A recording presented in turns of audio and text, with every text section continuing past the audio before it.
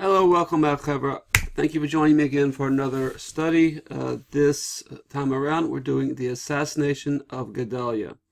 That can be found in your Bibles from 2 Kings chapter 25, verses 20 through 26. If you find this content to be interesting, I wish you would consider subscribing to this channel. Click the bell icon for to receive updates. If you feel that this project or any of my other projects are worthy of your support, I wish you would consider becoming a patron over on Patreon. In the coming year, I will be doing lots of studies of the smaller books of the Bible, books like Jonah, Ruth, Esther, and I will be producing special content for my patrons over on Patreon. So at any level, even at the $1 level, you will receive access to these studies. If you feel moved, I would appreciate any donations. You can make small donations via PayPal. You can find that information in the information below. Okay, let's get going. The Assassination of Gedaliah. Okay, so like a lot of the information that appears in Kings, there are parallel readings. There's the parallel reading in Yirmiyahu, that can be found in chapters 40 through 43. So you get 3 whole chapters on this incident, something that is much more drawn out and detailed over there. Over the style in Kings is to provide more of a thumbnail. So a thumbnail sketch of the incident. Kings is a true history book, whereas Jeremiah is not so much a history book. It has other goals. Also, in the extra biblical literature, we have Josephus. This description, largely based on the text in Jeremiah, can be found in his Jewish Antiquities, book 10, chapter 9. That takes up pretty much the entirety of chapter 9. Okay, let's get going. So, what I'm going to do is we're just going to read the Hebrew, and we're going to translate. What I suggest that you use this as is a means to read along with me. And I'm not going to focus on any grammar. The grammar is pretty straightforward, so this would be just a very ideal time for you to read along with me. Okay, it says, V'ha'am hanishar be'eretz Yehuda asher hishir Nebuchadnezzar melech Bavel v'yafked alehem et Gedaliah ben Achicham ben Shaphan. Okay. V'ha'am, and the people, hanishar, who remained, be'eretz Yehuda, in the land of Yehuda, asher hishir Nebuchadnezzar, that Nebuchadnezzar had left over. Who's Nebuchadnezzar? Melech Bavel, right? V'yafched aleihim, and he, Nebuchadnezzar, appointed over them, aleihim, et Gedaliah ben Achicham ben Shaphan. So Gedaliah, or as he's recorded here, Gedaliah was appointed as Nebuchadnezzar as something of a government. So, as a governor, he was supposed to set up a government to rule over. So the land of Israel, or the land of Yehuda, had become, after the destruction of Jerusalem, was on its way to becoming a vassal state, a possession of Nebuchadnezzar, and would no doubt owe tribute. And in that ancient Israel was very well known for its agricultural gifts. I'm sure it was valuable for Nebuchadnezzar to keep a certain amount of inhabitants on the land to continue to work it, so as to enrich his coffers. Okay, so he appointed Gedaliah. Okay, let's keep going. V'yishma'u kol sarei ha'chayalim hema v'ha'anashim ki hifchid melech Bavel et Gedaliah v'yavo'u el Gedaliah hamitzpah v'yishmael ben Netanya v'Yochanan ben Kareach v'u Suraya ben Tanchumet ha-Netofati v'Yazaniyahu ben Ma'achati Hema v'Anshehem. Okay, some of these ancient names are a bit of a mouthful. Let me read it and translate. V'yishma'u kol sarei chayalim,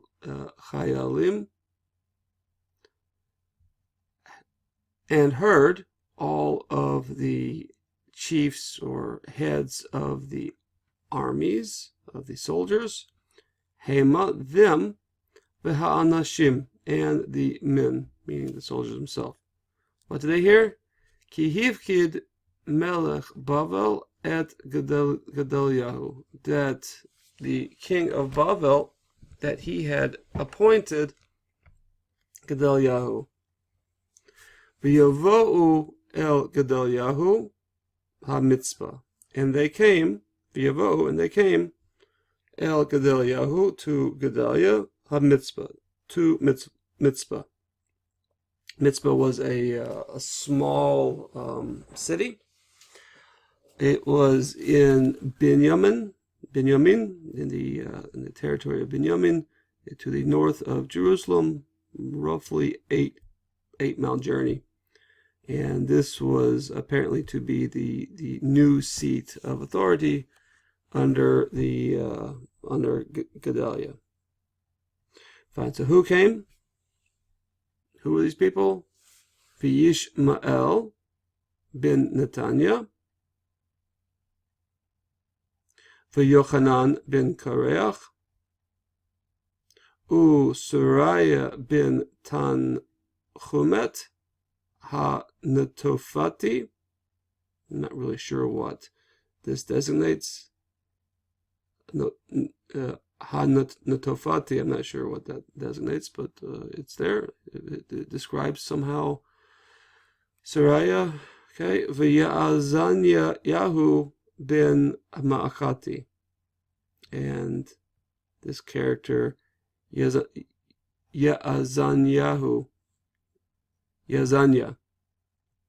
Hema, them, and their men, v'anshehem.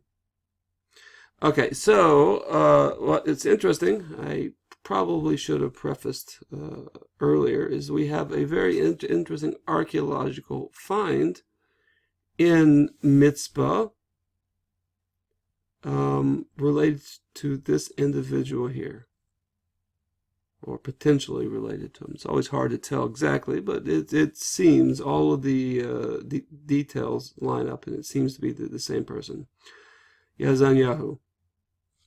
So we'll see towards the end of this video what that's about.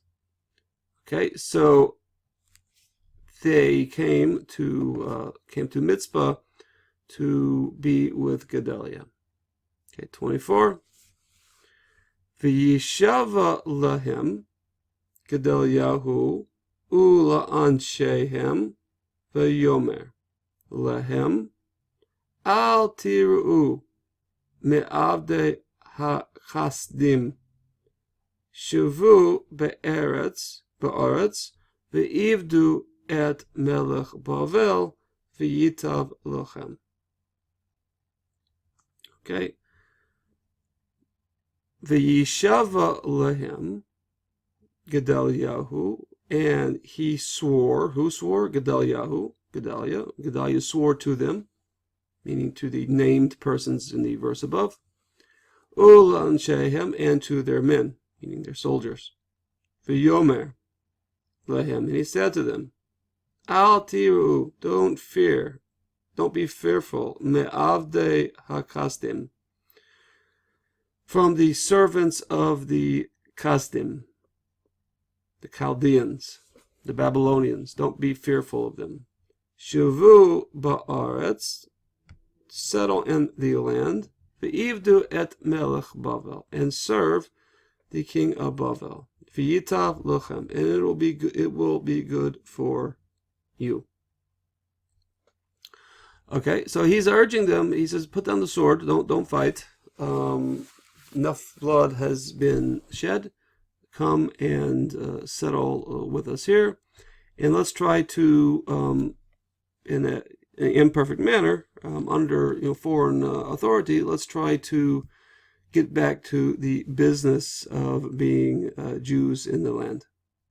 Let's try to get this thing going again. Now, Yirmiyahu, if you will go read in those parallel passages over in Jeremiah, the prophet Yirmiyahu Hanavi, he was there in Mitzvah with Gedaliah, and there was, we'll discuss later, there was apparently some semblance of religious observance there, and some attempts apparently were being made to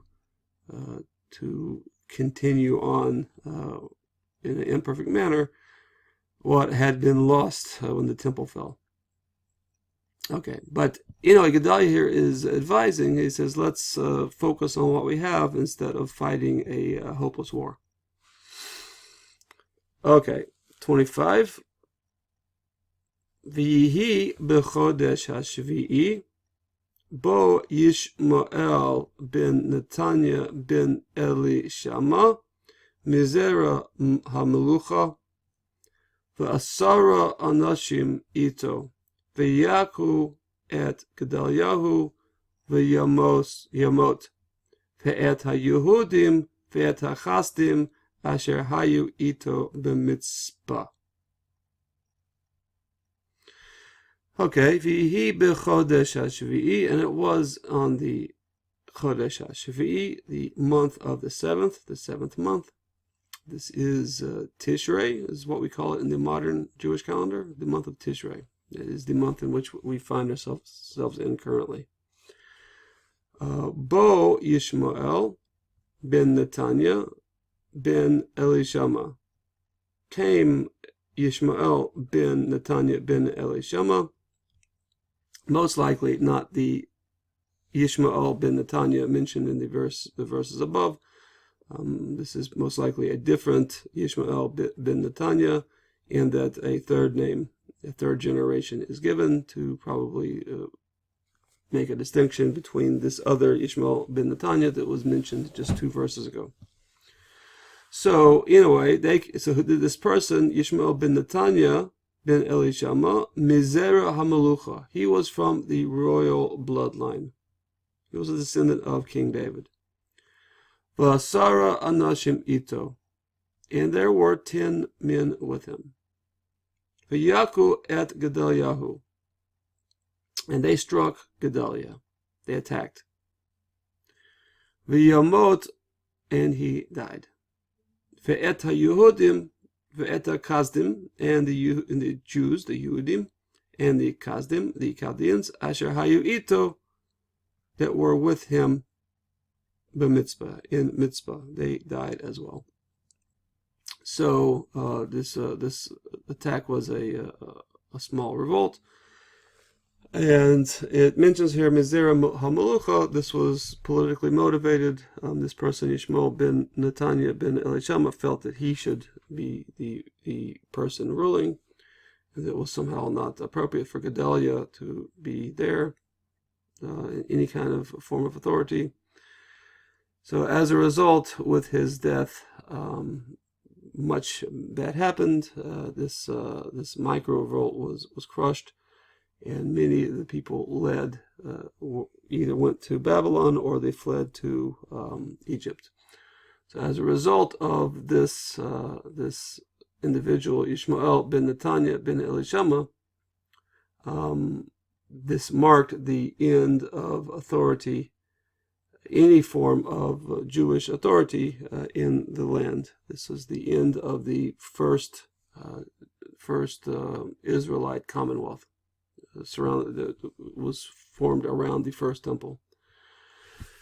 Okay, let's just finish this up.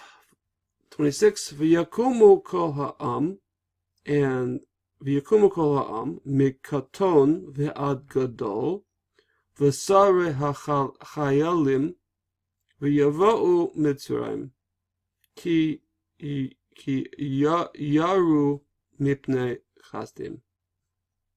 V'yakumu kol ha'am, and got up all the people stood up. Mikoton, from the small, v'ad gadol, until the large. V'sare ha'chayalim, and the chiefs of the army. V'yava'u Mitzrayim, and they came to Mitzrayim. Why? Ki yaru mipnei kasdim, because they feared from the Kasdim, from the Chaldeans. They had fear of reprisal. And they were right to have fear. So again, this act, this dreadful act, ended any kind of Jewish autonomy, even an imperfect autonomy, in the land, until the return, and even then it was not a perfect autonomy after that. It says B'chodesh HaShvi'i. So according to Jewish tradition, again, the seventh month is Tishrei, and the first day of that month is on first day of Tishrei, of the seventh month, is the biblical holiday of Yom Teruah, the day of blasting, and that in the post-exilic language is called Rosh Hashanah, the Rosh Hashanah. So this is in Jewish tradition, the Chodesh HaShvi'i. This means the Rosh Chodesh, which means the holiday of the first of the month of Shvi'i, the first of the seventh month. That's Tishrei. So apparently, he was struck down at a Rosh Hashanah observance. Sadly, it's detailed over in Jeremiah. If you will read that, you should read that. It's very interesting. Basically, Gedaliah took a tolerant stance towards Ishmael ben Netanya, even though the rumor was they were there to make trouble. He took a peaceful stance towards them, and there was treachery. He was struck down. His good that he offered them was returned. Bad was returned for it. Okay, fine. So as a result, in the Jewish calendar, on the third day of Tishrei, that is the day after Rosh Hashanah, the sages instituted a fast, the so-called Tzom Gedaliah, the fast of Gedaliah. Now this fast, I say the sages, but this really comes from much earlier. So Zechariah 8:19 speaks of this fast. Ko Amar Hashem, thus saith Hashem, Tzavaot, Hashem of hosts, Lord of hosts, Tzom HaRevi'i, the fast of the fourth month, V'Tzom HaChamishi, and the fast of the fifth month, V'Tzom HaShvi'i, and the fast of the seventh month. That's Tishrei. That's the fast we're talking about, Tzom Gedaliah. V'tzom ha'asiri, in the fast of the 10th month. Yeh lebeit Yehuda, they shall be for the house of Yehuda. L'soson u l'simcha, for joy and for rejoicing and for happiness. U l'moadim tovim, and for good times, holidays. So these former sad days will be turned in a hopefully soon future, they will be turned to happy days. V'ha'emet v'ha'shalom ehavu, and they shall love the truth and peace. So in a hopefully not too distant future, all of these sad observances will be flipped, will be turned into days of rejoicing. Okay, this video is being recorded on the fast of Gedaliah. I apologize if my voice is not as lovely as it is usually. It's due to the fast. Okay, let's look at this archaeological find that I find so interesting. The so-called seal of Yaazania. Okay, the seal of Yaazania. I will include a link to a Wikipedia article concerning the seal in the details below. Okay, so it says this is dated from the 6th century, and it was found in Mitzpah.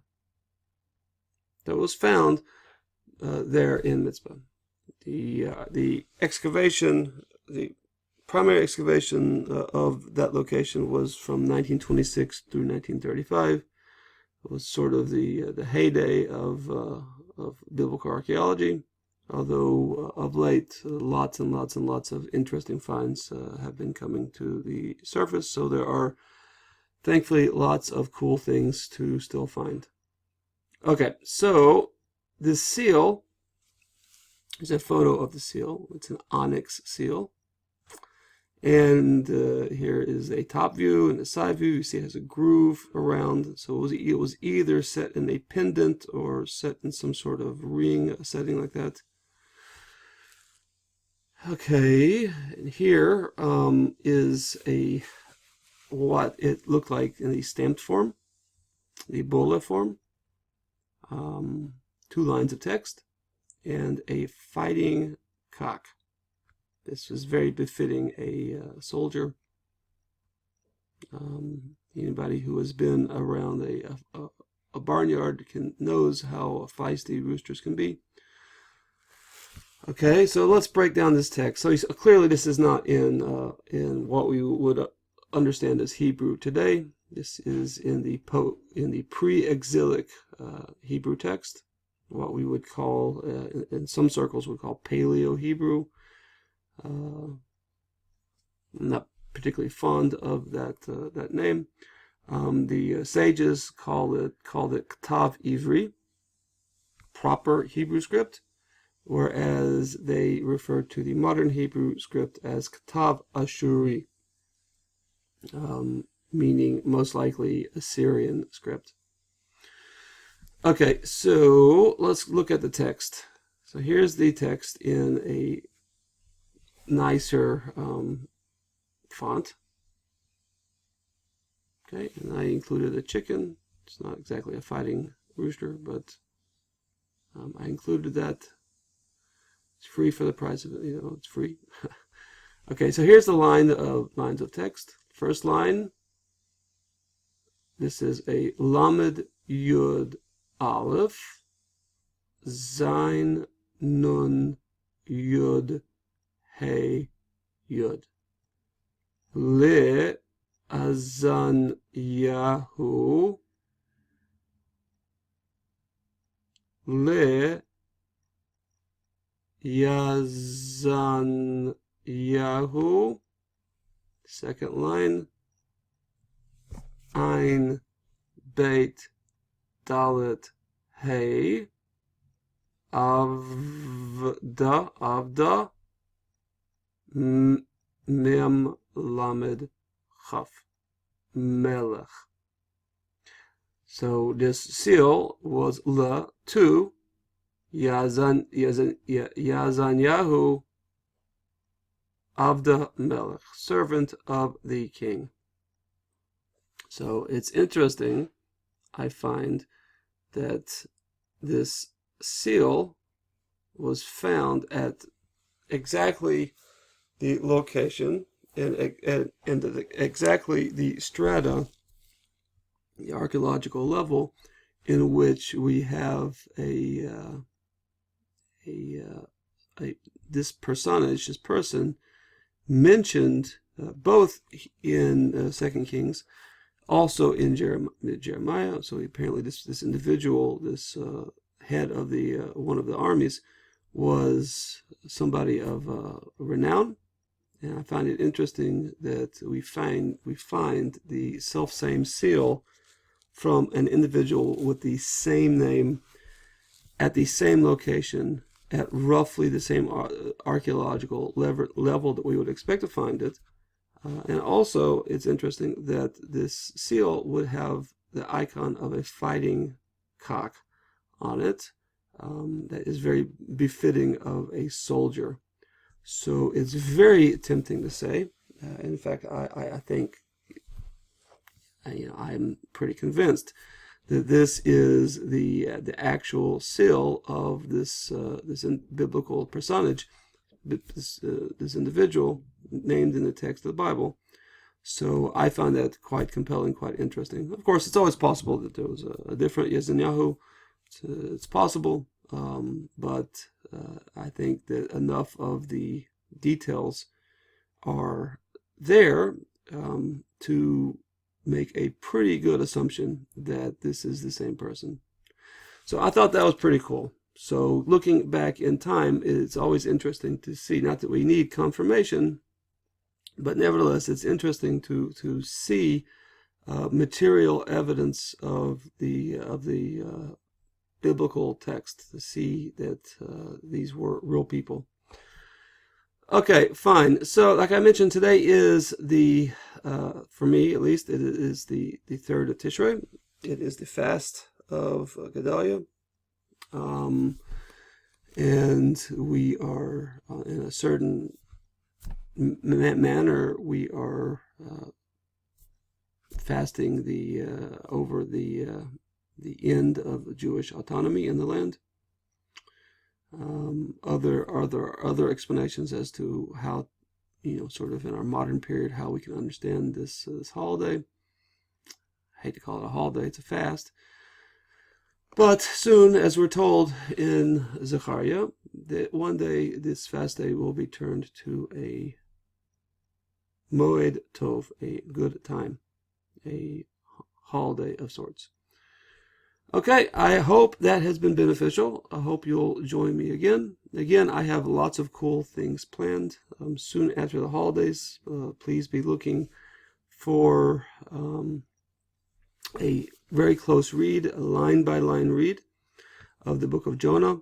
That'll be the first project that I will be rolling out for the new year.